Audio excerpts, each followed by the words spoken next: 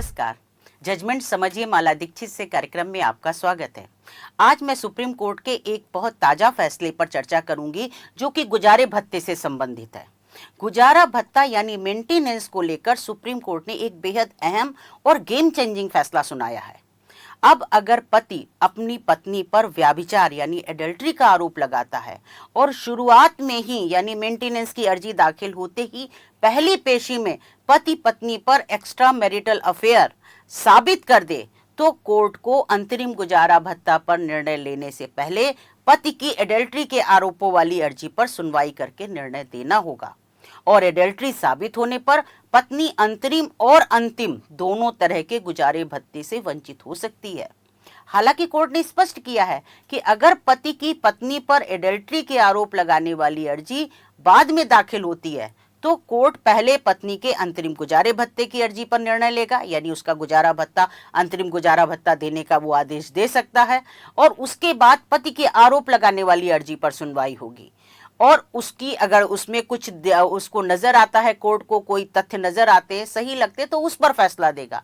लेकिन अंतिम तौर पर गुजारे भत्ते का आदेश देने से पहले पति की पत्नी पर एडल्ट्री यानी व्यभिचार का आरोप लगाने वाली अर्जी का निपटारा किया जाएगा, ऐसा कोर्ट ने अपने फैसले में कहा है।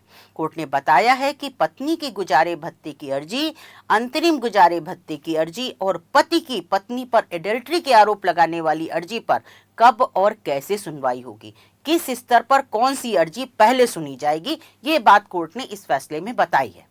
गुजारे भत्ते पर यह अहम व्यवस्था देने वाला फैसला जस्टिस संजय करोल और जस्टिस विपुल एम पंचोली ने दिया है। पीठ की ओर से फैसला जस्टिस करोल ने लिखा है। फैसले में कोर्ट ने कहा है कि सीआरपीसी की धारा 125 उपधारा 4, जिसको हम 125(4) कहते हैं, तो धारा 125(4) के तहत अगर व्यभिचार साबित हो जाता है तो पत्नी को ना तो अंतरिम और ना ही अंतिम गुजारा भत्ता मिलेगा। अब तक कई निचली अदालतें ये मानती थी कि इस तरह के आरोपों पर फैसला अंतिम सुनवाई में होगा, यानी जब गुजारे भत्ते की फाइनल अर्जी निपट जाएगी, फाइनल तौर पे गुजारा भत्ता पर निर्णय हो जाएगा, उसके बाद पति की एडल्ट्री का आरोप लगाने वाली अर्जी पर सुनवाई होगी। लेकिन सुप्रीम कोर्ट ने इस सोच को पूरी तरह से गलत बताया है। कोर्ट ने बताया है कि जिस स्टेज पर अर्जी दाखिल होगी उसी तरह से उस पर सुनवाई होगी। कोर्ट ने फैसले में गुजारे भत्ते के कानून के पीछे निराश्रित पत्नी और बच्चे को तत्काल मदद के कानूनी उद्देश्य को दर्ज किया है। कोर्ट ने कहा है कि अगर पति शुरुआती स्तर पर ही ऐसे सबूत पेश कर देता है जो व्यभिचार की ओर इशारा करते हैं तो कोर्ट को उसी समय इस मुद्दे पर विचार करना होगा। यानी अब मेंटेनेंस का फैसला सीधे सीधे इस बात से जुड़ गया है कि आरोप कितना मजबूत है।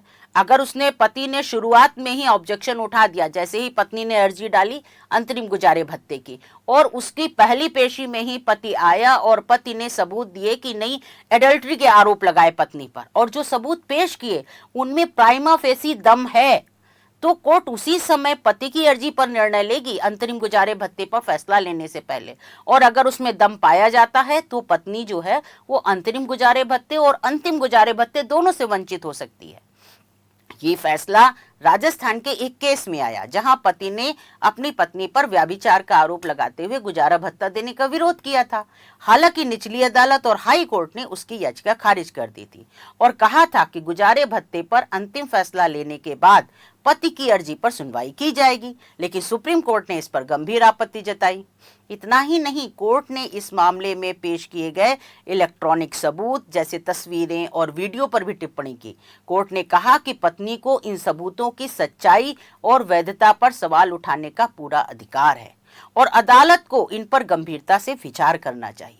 सबसे दिलचस्प बात यह है कि सुप्रीम कोर्ट ने प्राइवेट डिटेक्टिव के इस्तेमाल पर भी सवाल खड़े किए हैं। इस मामले में कोर्ट को ऐसा लगा कि जो जिस तरह के सबूत दिए गए हैं वो प्राइवेट डिटेक्टिव की मदद से लिए गए हैं, इसलिए कोर्ट ने इस मामले में प्राइवेट डिटेक्टिव के इस्तेमाल पर भी सवाल उठाए। कोर्ट ने कहा कि आज के डिजिटल दौर में सबूत जुटाने के तरीके बदल रहे हैं और इसके लिए एक मजबूत कानूनी ढांचा जरूरी है ताकि किसी की निजता का उल्लंघन ना हो। कोर्ट ने सरकार और विधि आयोग को भी इस फैसले की कॉपी भेजने का निर्देश दिया है ताकि प्राइवेट डिटेक्टिव के मुद्दे पर नए नियम और कानून बनाए जा सके। तो अब साफ है कि गुजारा भत्ता का हक सीधे तौर पर इस बात से जुड़ गया है कि व्याभिचार के आरोप कितने सच्चे हैं। यानी जितना दम उन आरोपों में होगा उसी हिसाब से गुजारे भत्ते की अर्जी पर निर्णय लिया जाएगा। तो ये जो फैसला आया है ये आने वाले समय में हजारों मामलों की दिशा बदल सकता है। तो आज बस इतना ही, फिर कुछ ऐसा ही महत्वपूर्ण फैसला आएगा तो मैं आपके साथ उस पर चर्चा करूंगी। तब तक के लिए मुझे आज्ञा दीजिए। धन्यवाद।